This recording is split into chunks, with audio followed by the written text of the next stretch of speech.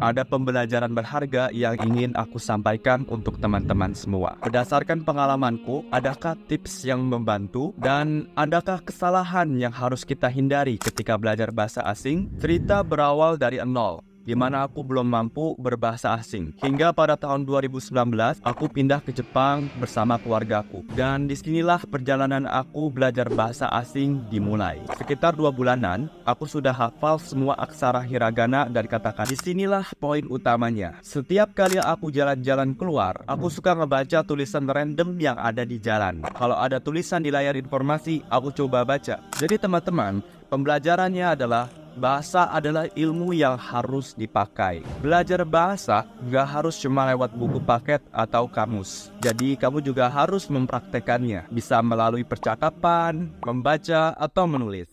Kembali lagi ke cerita aku. Pada tahun 2020, untuk pertama kalinya aku masuk ke sekolah internasional di Jepang. Dengan kemampuan bahasa Inggrisku yang seadanya. Bayangin aja, aku yang terbiasa dengan pelajaran sekolah pakai bahasa Indonesia, lalu aku terpaksa harus belajar pakai bahasa Inggris. Pastinya butuh effort yang lebih untuk paham apa yang aku pelajari di sekolah. Tetapi tentunya ini adalah sebuah kelebihan bagiku. Aku punya lingkungan di mana aku bisa niru gaya orang asing ngomong bahasa Inggris. Aku pun juga punya lingkungan yang mendukung untuk belajar bahasa Inggris. Jadi pembelajarannya adalah carilah lingkungan yang mendukung. Coba bayangin ketika kamu masih bayi. Apakah kamu belajar berbicara lewat buku? Ya, jelas tidak. Pastinya kamu belajar dengan meniru ibu kamu atau ayah kamu, bukan? Sama seperti pengalamanku belajar bahasa Inggris. Cuma bedanya, aku meniru orang-orang yang ada di sekolah. Pembelajaran lain yang bisa kita petik adalah gunakan kelebihan yang kita sendiri miliki untuk belajar bahasa asing. Kalau kamu tinggal di Jerman dan lagi belajar bahasa Jerman,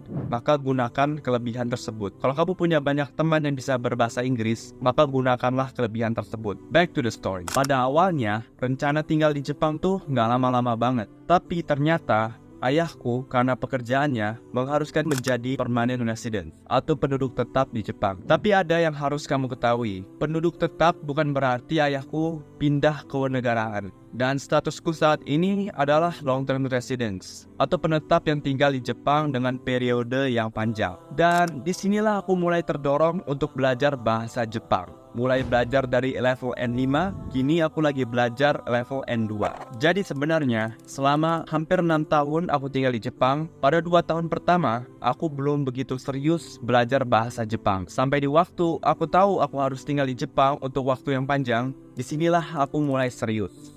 Jadi pembelajaran yang bisa aku sampaikan, carilah alasan atau tujuan yang kuat. Kalau kamu punya tujuan atau alasan yang kuat, kamu bisa termotivasi dan serius untuk belajar bahasa asing. Pembelajaran yang lain yang bisa kita petik adalah belajar bahasa adalah proses yang panjang. Untuk aku bisa sampai di level N2, butuh waktu sekiranya 3 tahun lebih.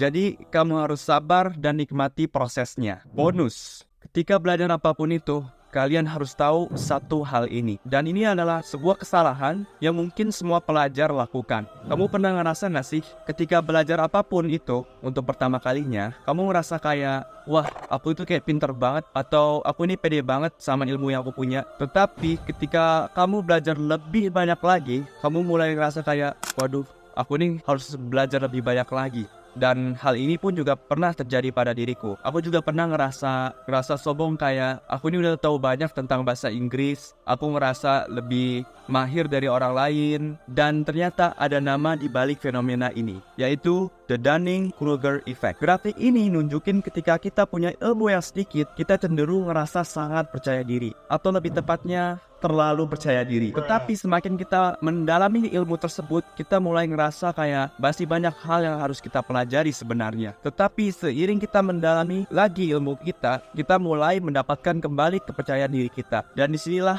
letak para expert. Dari hal ini kita dapat mempelajari kita tidak boleh sombong dalam mempelajari ilmu apapun itu. Termasuk juga belajar bahasa asing. Dalam perihal ilmu, kita harus memandang ke atas. Kita harus tahu bahwa ada orang yang lebih ahli daripada diri kita. Jadi dari pengalamanku, kamu boleh komen pembelajaran apa aja sih yang sudah kamu pelajari. Atau kalau ada pembelajaran lain yang kamu mau tambah, silahkan. Mungkin kamu sering kesulitan saat menghafal. Jika iya, tonton video aku yang satu ini. Terima kasih telah menonton, semoga bermanfaat.